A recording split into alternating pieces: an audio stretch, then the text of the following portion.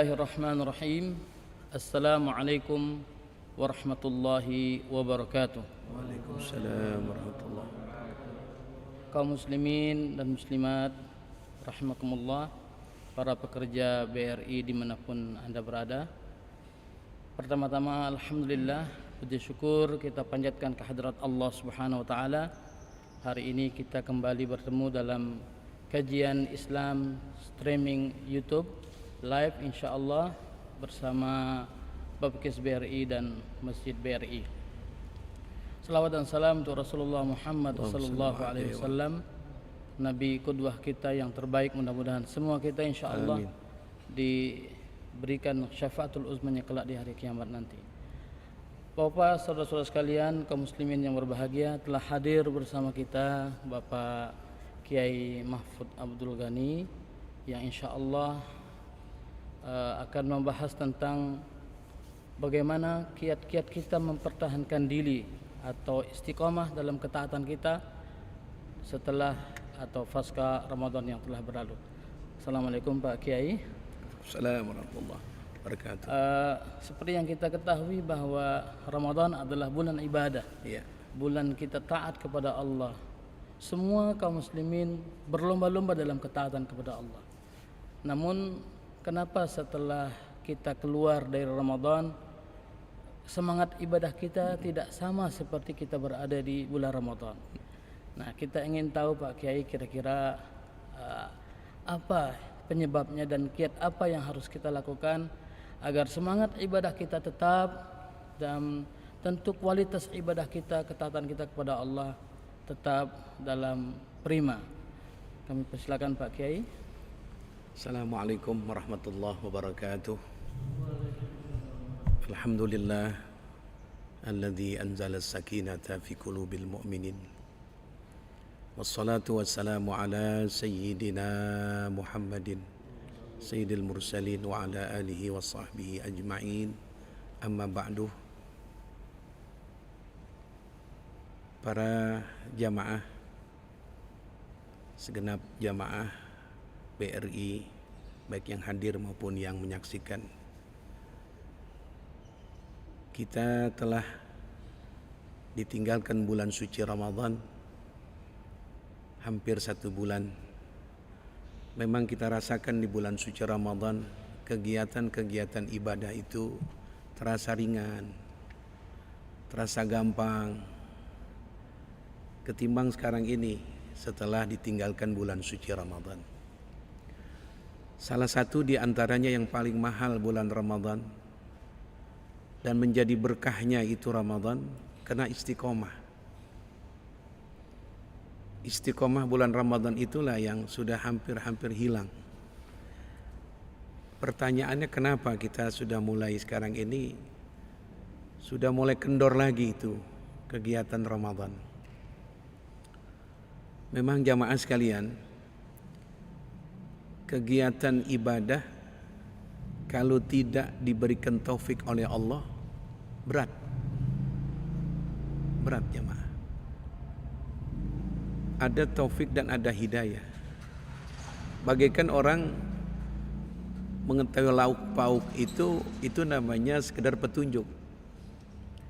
Ini ikan kakap contoh ini. Ini sayur lodeh, ini sayur asam, itu namanya petunjuk. Kita tahu itu. Tapi yang menggerakkan kita mau meraih itu lauk pauk kita nikmatin, itu istilahnya taufik.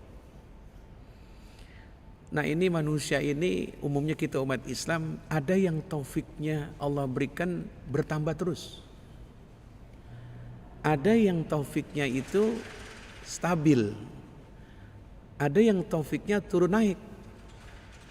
Siapa yang taufiknya Allah berikan semakin ditinggalkan Ramadan, bukan saja bulan Ramadan, di bulan lain semakin rajin ibadahnya, yazid wala yankus. Mereka itu para nabi, para nabi, para mursalin begitu. Ada yang ibadahnya itu stabil, ya begitu-gitu aja lah ibadahnya, tidak kurang. La yazid wa la yankus, tidak bertambah, tidak berkurang, stabil. Bagaikan kita punya bensin dipakai kemana aja nggak kurang-kurang, tambah enggak, kurang enggak. Ini ibadahnya adalah para malaikat. Ini sekarang kita ini. Jadi pertanyaan kenapanya, ini penyebabnya ini. Kadang-kadang kita yazid, bertambah semangat. Di bulan Ramadan kita semangat. Untuk sholat berjamaah kita semangat. Subuh kita bisa nggak kesiangan subuh. Maghrib kita tunggu dengan keluarga. Minimal 1 hari kita bisa baca Quran itu. Itu namanya yazid, bertambah, semangat. Kita pula mengalami yankusu, berkurang, males, letoy, lemes, gak gairah. Jadi bisa yazid naik, bisa yankus. Apa ini penyebabnya? Ini penyebabnya adalah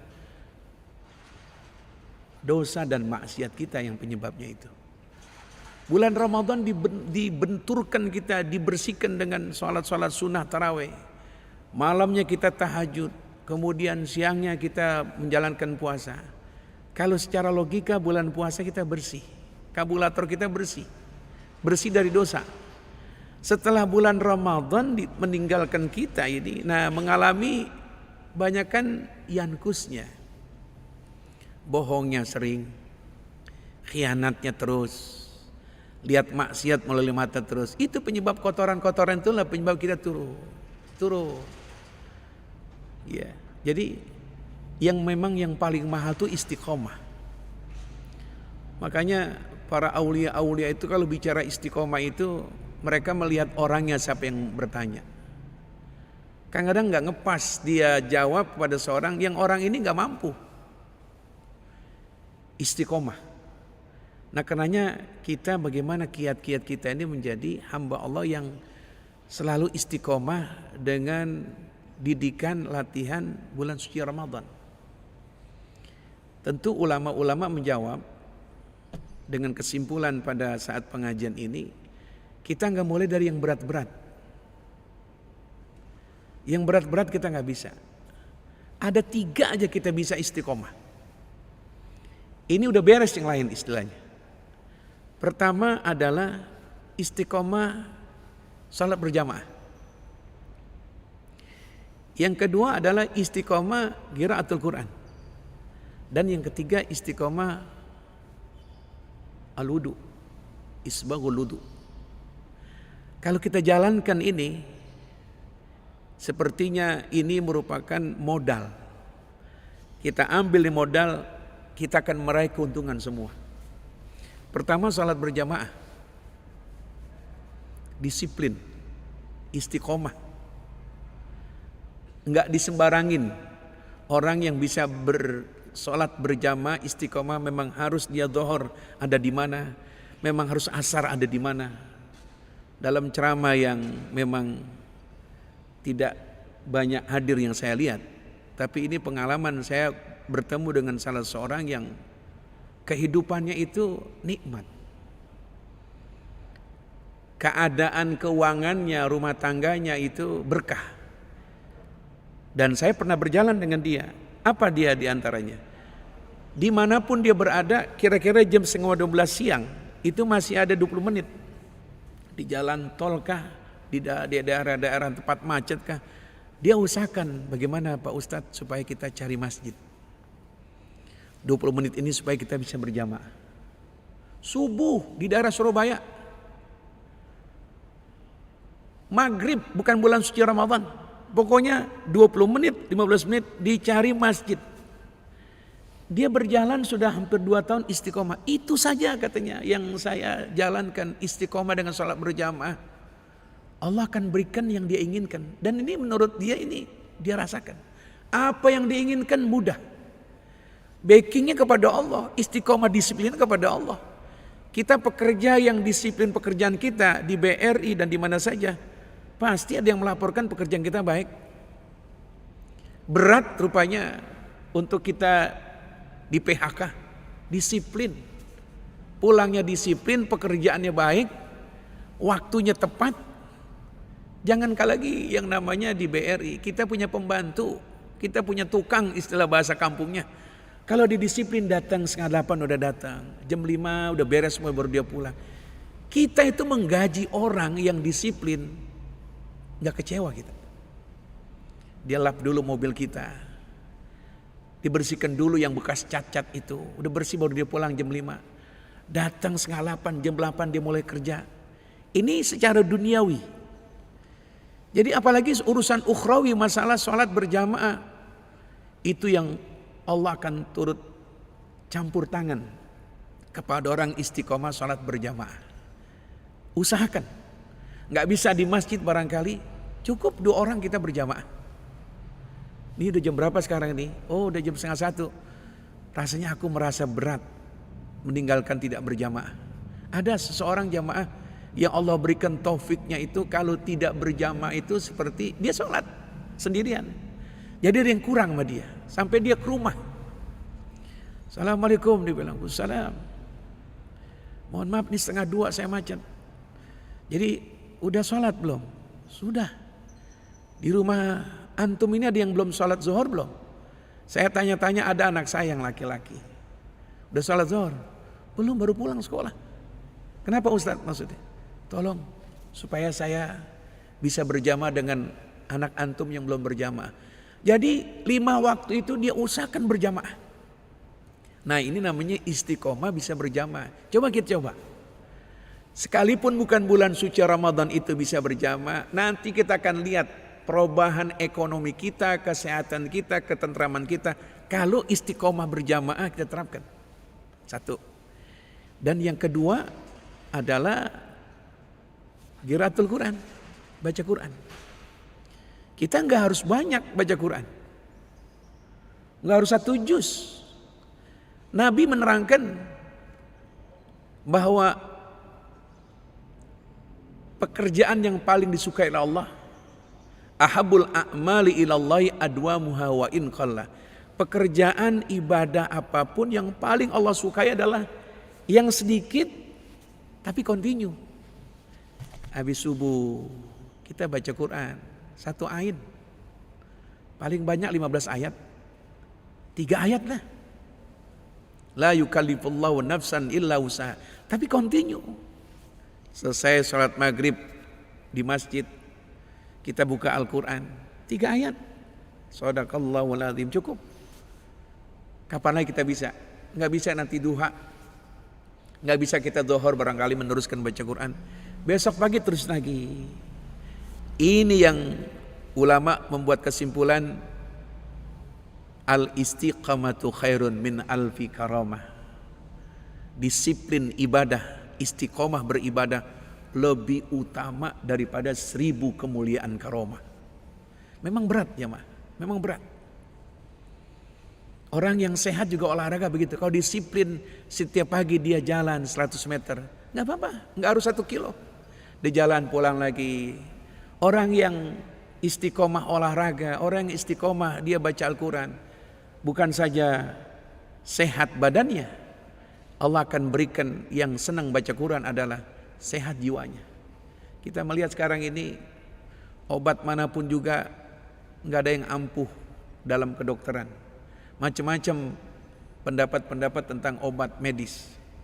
Dicoba dosis yang ini kurang, ditambah lagi dosis yang lain. Jadi kita melihat keadaan sekarang ini adalah butuh kita obat Al-Quran. Al-Quran akan mengobati kita dalam keadaan kita keluh kesah, keadaan bingung, keadaan takut. Apalagi suasana seperti ini. Berita yang kita lihat membuat pengaruh jiwa kita jadi ngeri. Jadi takut. Obatnya di mana itu? Apa kita langsung ke dokter? Berikan resepnya dok supaya saya nggak bingung, nggak galau, nggak keluh kesah, nggak sedih. Dokter berat untuk menyebut nama obat apa ini supaya nggak galau, nggak bingung, nggak sumpek, malas ibadah. Pasti dokter angkat tangan. Urusan ini bukan bagian saya garapannya. Jawabannya adalah ulama yang menjawab, ulama-ulama yaitu dokter-dokter rohani. Mereka memberikan anjuran banyakin baca Quran. Jadi orang yang suka istiqamah sekalipun sedikit baca Quran, habis maghrib baca Quran 3 ayat. Kalau dibiasakan istiqomah yang kecil-kecil, nanti akan terlatih, tambah lagi besok-besok 4, 5, 6. Saya bacakan ini ayat orang-orang yang istiqomah disiplin jamaah, subhanallah. Jamaah bisa lihat nanti dalam surat Al-Ahqaf ayat 13 dan 14 bagaimana hebatnya orang-orang istiqomah. Istiqomah taat, gak besar-besar dia. Dia berjamaah dengan saudaranya, dia berjamaah dengan kawannya, dia berjamaah di masjid. Kemudian suka baca Quran, istiqomah. Biar sedikit. Jangan dianggap remeh cuma 2 ayat, tapi istiqomah terus. Allah menyatakan a'udzubillahi minasyaitonirrajim. Innal ladzina qalu rabbunallah. Sesungguhnya orang-orang yang dekat dengan Allah, mereka mengatakan Tuhan kami adalah Allah. Ini pertama. Ini modal utama ini. Orang istiqomah harus lillah karena Allah, bukan karena unsur paksaan. Rabbunallah, Tuhan kami adalah Allah. Lantas apa setelah itu? Summastaqamu. Dia yakin Tuhannya Allah, dia yakin perintah salat dari Allah, dia yakin Quran yang dibaca adalah suratnya Allah. Kemudian dia istiqomah, dia disiplin. Ada apapun juga, dalam suasana dia sakit, tetap dia salat.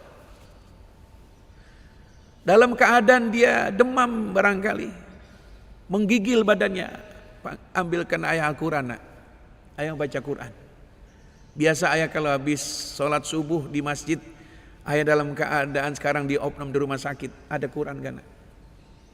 Taruh di atas bantal. Suasana sakit, suasana dia dalam keadaan sehat, dimanapun dia berada, istiqomah. Orang yang seperti ini, apa keutamaan pertama? Dalam surat Al-Ahqaf, fala khaufun alaihim. Tidak ada rasa takut bagi mereka. Ngeri gitu, takut tidak ada. Yang kedua adalah walahum yahzanun. Dan mereka tidak ada, Allah berikan rasa sedih, duka. Malah yang lebih hebat lagi, ulaika ashabul jannah. Mereka itu adalah penduduk surga, khalidina fiha. Mereka nanti akan kekal abadi di surga, jazaa'an bima kanu ya'malun. Sebagai balasan apa yang mereka lakukan. Jadi jamaah yang kedua adalah istiqomah Al-Quran. Dan yang ketiga istiqomah wudu. Seorang wali itu diangkat bukan karena amalannya banyak, bukan karena tahajudnya banyak. Kalau boleh dalam pengajian rekaman ini, ada seorang di Jakarta terkenal namanya Al-Habib Ali bin Abdurrahman Al-Habsyi Kuitang. Siapa nggak kenal di Islamic Center Kuitang? Yang setiap minggu itu ribuan orang hadir. Yang insya Allah minggu besok akan dimulai. Saat beliau hidup di tahun-tahun 70, beliau akan menyampaikan khutbah atau pengajian sampai di Tugu Tani mau ke arah Gambir. Beliau bilang, Habib Ali bin Abdurrahman Al-Habsyi bilang kepada supirnya, Mas, ya Beb, kembali lagi Mas ke Kuitang. Kenapa Beb? Ada yang kelupaan dibawa kitab, aku punya wudu batal. Ya Allah. Sudah sampai dekat Tugu Tani, mau ke arah ke kanannya ke Gambir, balik dulu muter ke Kuitang. Karena masalah wudunya apa? Batal. Artinya orang-orang ulama-ulama, para solihin, mereka gak senang hidupnya itu tanpa wudu. Nabi yang mengatakan, al-wudu silahul mu'min. Wudu itu adalah senjatanya orang beriman. Gimana suasana sekarang? Amat penting dan amat afdol, amat sempurna di zaman seperti ini kita ini. Penerapan kesehatan bagus dengan cuci tangan. Kalau secara logika mana lebih utama, mana lebih afdol? Wudu dengan cuci tangan. Ya kita umat Islam, lebih utama, lebih afdol, lebih lengkap, lebih sempurna wudu. Mulut bersih, hidung bersih, muka bersih, telinga bersih, kaki bersih. Konsep yang Islami dan gak mengeluarkan biaya, wudu. Dan nanti di akhirat orang-orang yang rutin dengan wudu adalah orang-orang yang ghurran muhajjalin, mukanya bersinar-sinar. Dan dalam tahap ini tentang istiqomah wudu, ada seorang umurnya sudah tua jemaah, tinggal di Bogor, di Cimapar, saya nggak sebut namanya. Saya kira ini umur 53. Akhirnya pengakuan beliau bilang, aku ini sudah umur 70, hampir 80 katanya Pak Haji, Pak Ustadz. Ya Allah, saya langsung, penampilan beliau dengan hakikat dan sebenarnya umur, nggak percaya kita. KTP-nya dikeluarkan. Saya tanya langsung, pertemuan saya dengan beliau nggak lama, ini apa resepnya? Kelihatannya ini Bapak masih muda, masih umur 50-an. Padahal Bapak udah hampir 80, 78, hampir 80. Apa jawaban beliau bilang? Rutinkan wudu. Biasakan wudu. Jadi kalau kita biasakan istiqomah yang kecil-kecil aja, kita anggap kecil. Biasakan kita wudu, air banyak di mana-mana. Dan mencakup menjaga kesehatan. Rutinkan juga istiqomahkan salat berjamaah di mana kita berada. Dan yang terakhir, rutinkan istiqomahkan baca Quran. Kalau 3 hal ini insya Allah, yang lain Allah akan berikan disiplin dunia kita. Nah inilah yang kita inginkan di bulan ini, agar kita bisa istiqomah di dalam 3 hal dan akan melanjutkan istiqomah yang lain. Demikian Ustadz Arfan. Terima kasih Pak Kiai. Ternyata memang luar biasa jiwa istiqomah yang seharusnya setiap jiwa kita harus ada ya Pak Kiai ya. Iya. Namun pada kenyataannya ternyata banyak sekali orang yang meremehkan masalah istiqomah ini. Bahkan pernah saya dengar bahwa dalam Al-Quran dinyatakan bahwa Allah akan turunkan malaikat seraya memberikan kabar gembira bagi orang-orang yang istiqomah. Nah, ingin ada pertanyaan nih Pak Kiai. Pertanyaan ini dari jamaah melalui SMS. Dia mengatakan, bagaimana implementasi istiqomah itu berkaitan dengan bahwa Allah menurunkan malaikat memberikan kabar gembira bagi mereka orang-orang istiqomah bahwa bagi mereka adalah jannah, surganya Allah Subhanahu wa taala. Mohon penjelasan Pak Kiai. Itu penanya yang sangat saya hormati. Dimuat di dalam surah dalam surah Fussilat. Surah Fussilat ayat 30 dan 32. Di mana orang-orang yang semasa hidupnya, mudah-mudahan kita bisa meraih istiqomah. Ini kabar berita gembiranya sampai saat dia meninggal dunia.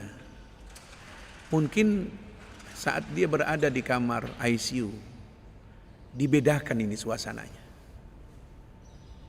Ini penjelasan untuk nanti orang-orang istiqomah di saat akan dicabut nyawanya.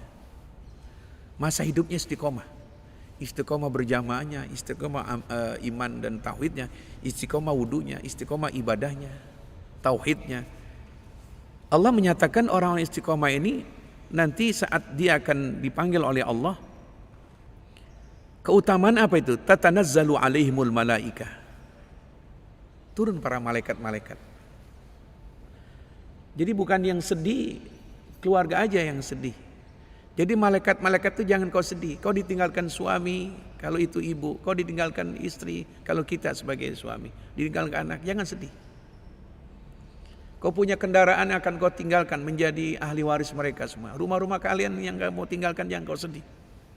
Malaikat kabarkan gembira kepada orang yang istiqomah semasa hidup di dunia. Apa itu kabarnya? Yaitu beritanya orang-orang yang istiqomah itu la takhafu wa la tahzanu. Jangan kau takut, jangan kau sedih. Wa ubsyiru bil jannati allati kuntum tu'adun. Kegembiraan yang kita cari di dunia ini, apalagi saat meninggal dunia, surga udah gak ada lagi. Gak seapa-apanya dunia yang kita miliki ini. Malaikat mengatakan, karena sebab istiqomah kamu di dunia dulu, kamu bisa istiqomah, kamu sakit tetap istiqomah. Aku ngabarkan dari Allah bahwa tempat kamu sudah disiapkan surga. Itu keuntungan orang-orang yang istiqomah, diberitakan kabar berita gembira oleh malaikat saat kita akan dicabut nyawa kita. Jadi seakan-akan kita nggak sedih, ditinggalkan oleh keluarga, nggak apa-apa lah. Ada ganti yang lebih baik. Atau ada juga yang menerjemahkan orang-orang istiqomah itu kerjaannya itu, pekerjaannya, pembicaraannya, langkahnya, idenya itu akan diberikan pemberitahuan dari malaikat. Jadi kerjaan itu yang nggak mungkin banyak salahnya. Orang surga itu kalau orang-orang nggak pernah salah. Syaratnya ini jamaah sekalian, istiqomah ini berat. Kerjaan yang paling berat adalah istiqomah. Bisa nggak mantap iman kita? Jadi di dunia Allah akan berikan jalan sebaik-baiknya. Bila dia ada kekeliruan, Allah nggak akan bikin keliru dengan melalui jarul malaikat. Kita yakin ada malaikat. Di badan kita ada malaikat, namanya malaikat Raqib dan Atid. Kita harus yakin. Kita lebih yakin ada corona kan? Corona kita nggak lihat, tapi kita yakin ada malaikat. Bisa saja di dunia saat-saat dia mungkin lupa, saat-saat dia akan menghadapi bila meneruskan kecelakaan, Allah akan palingkan dia melalui malaikat, jangan lewat situ. Jangan kau lanjutkan. Di depan ada bahaya. Keuntungan orang-orang istiqomah di dunia bisa diterjemahkan demikian. Tapi yang dimaksud di sini adalah yang tadi, saat dia meninggal dunia dengan keistiqomahan dia akan redha. Dia akan gembira. Wa ubsyiru bil jannah. Dikabarkan berita dengan surga. Bagaimana jamaah? Meninggalkan istri yang ada, meninggalkan anak yang kadang-kadang suka menjengkelkan hati kita. Kita dijanjikan surga. Udah lupa segala-galanya. Itulah kegembiraan terakhir bagi orang-orang yang istiqomah nanti saat menghadap kepada Allah. Demikian. Mungkin ada pertanyaan lagi. Satu lagi pertanyaan nih berkaitan dengan masalah Ramadan Pak Kiai.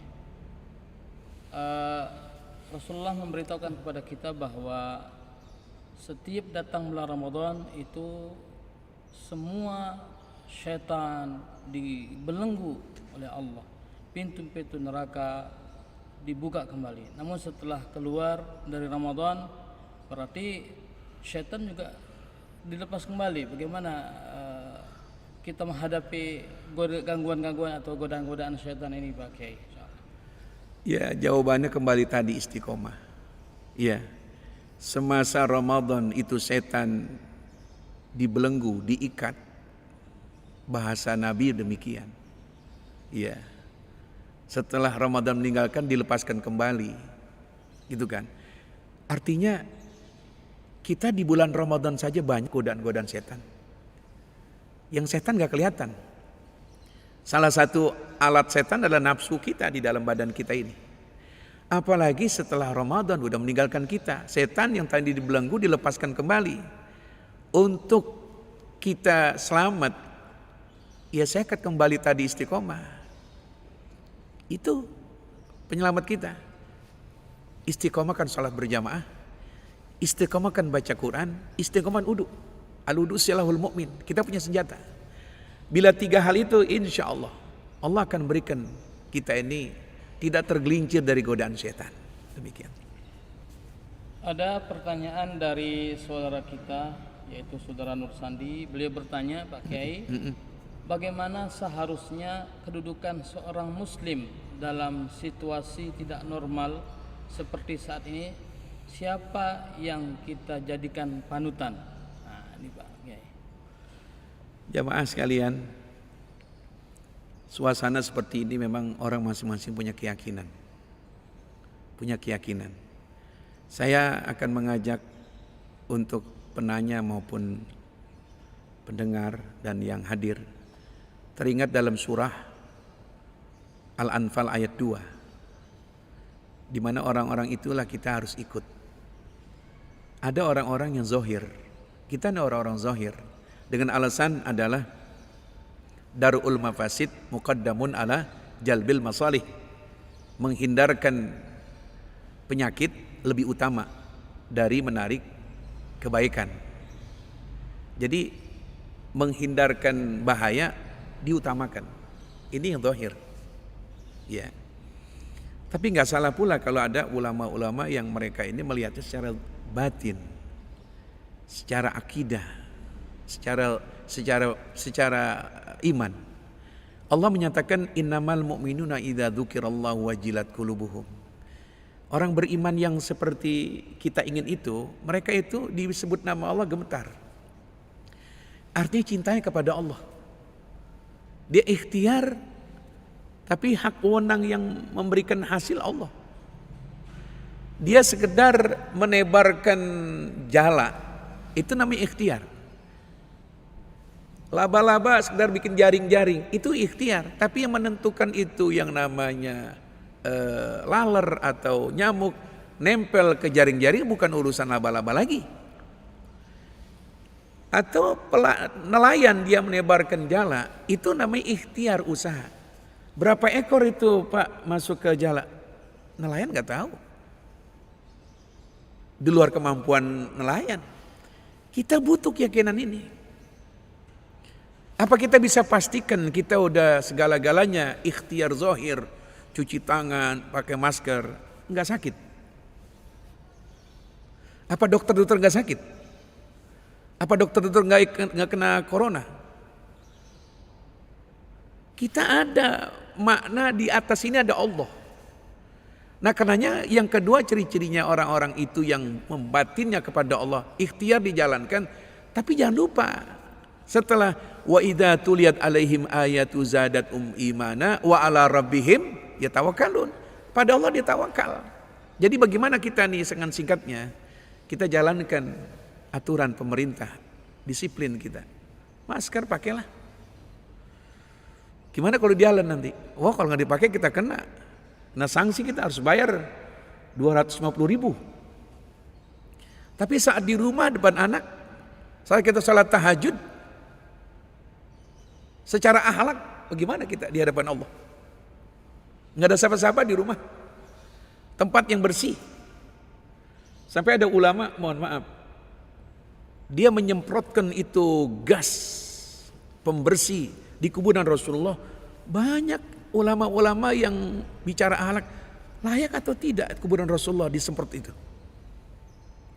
Secara zahir real punya dugaan ada virus corona. Tapi secara batin akhlak ini, ente dihadapan dengan siapa? Berhadapan dengan siapa? Jadi artinya jadilah kita hidup yang jangan kaku itu. Ikhtiar kita jalankan, kepada Allah tawakal. Kepada tetangga kita senyum.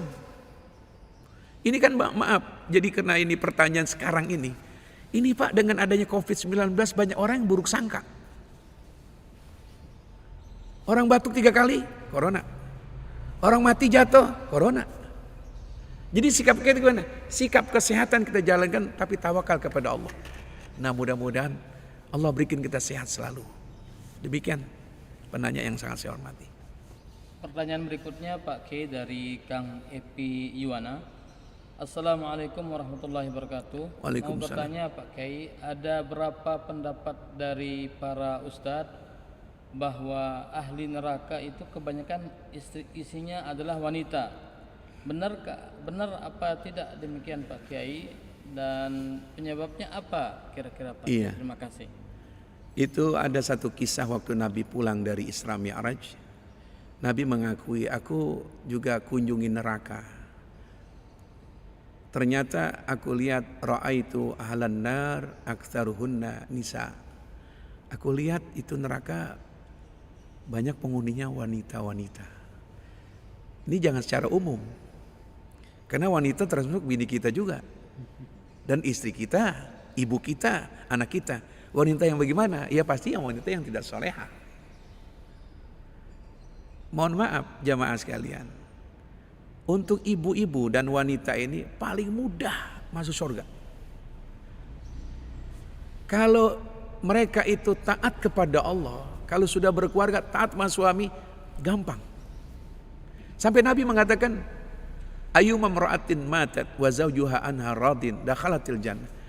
Perempuan wanita siapa saja, mau dia ustazah bukan ustazah, udah hajah belum hajah, dia mati, dia meninggal dunia, sedangkan suaminya masih hidup redha, masuk surga.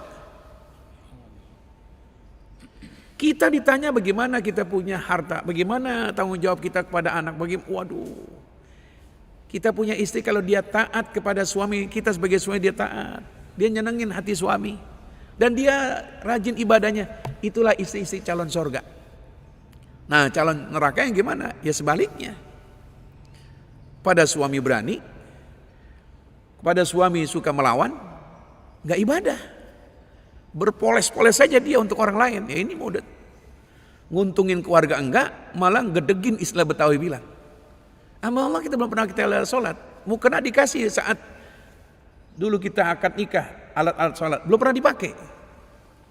Nah inilah calon-calon penghuni neraka yang paling banyak. Memamerkan auratnya. Sama suami nggak begitu wangi. Tapi kepada orang lain wangi. Orang-orang seperti ini, wanita seperti inilah yang dalam kategori adalah penghuni-penghuni neraka. Na'udzubillah min dzalik. Demikian. Pertanyaan terakhir Pak Kiai. Ini mungkin pertanyaan puncak nih, pamungkas nih. Kiat apa yang kita harus lakukan untuk menambah kekhusyuan kita dalam sholat seperti Ramadan kemarin, semangat kita untuk membaca Al-Quran, dan kemudian untuk melaksanakan ketaatan-ketaatan yang lain seperti berinfak dan bersedekah. Mohon pencerahan Pak Kiai. Satu di antara jawabannya adalah wa ma umiru illa liya'budullaha mukhlishina lahuddin. Apapun yang kita kerjakan, semua itu bukan karena enggak enak kepada istri, bukan karena enggak enak dengan keluarga, semata-mata karena Allah. Kalau kita ikhlas karena Allah, mau dipuji, mau dihina, kita biarkan. Kalau segala-galanya sudah karena Allah, insya Allah Allah akan berikan apa yang nanti kita inginkan semuanya, jamaah. Demikian dengan singkatnya, jadi ikhlas itulah puncaknya semua. Akan menambah kita punya istiqomah. Habis karena ibadah karena Allah, alamat yang benar kepada Allah. Tapi alamat kepada manusia kan dipuji senang, dihina dia marah. Jadi orang ikhlas adalah orang yang dipuji nggak bangga, dihina nggak marah, nggak ngambek istilah orang kampungnya. Jadi dipuji nggak bangga, dihina nggak marah, ikhlas karena Allah. Ini salah satu untuk mendapatkan meraih hal itu semua. Demikian para peserta pengajian yang sangat saya cintai dan saya hormati. Subhanallah. Alhamdulillah wa la ilaha illallah wallahu akbar. Rabbana atina fid dunya hasanah fil akhirati hasanah wa qina adzabannar. Wa sallallahu ala sayyidina Muhammadin wa ala alihi washabbihi wasallam. Alhamdulillah rabbil alamin. Assalamualaikum warahmatullahi wabarakatuh. Demikian pertemuan kita pada siang hari ini. Mudah-mudahan insyaallah Amin.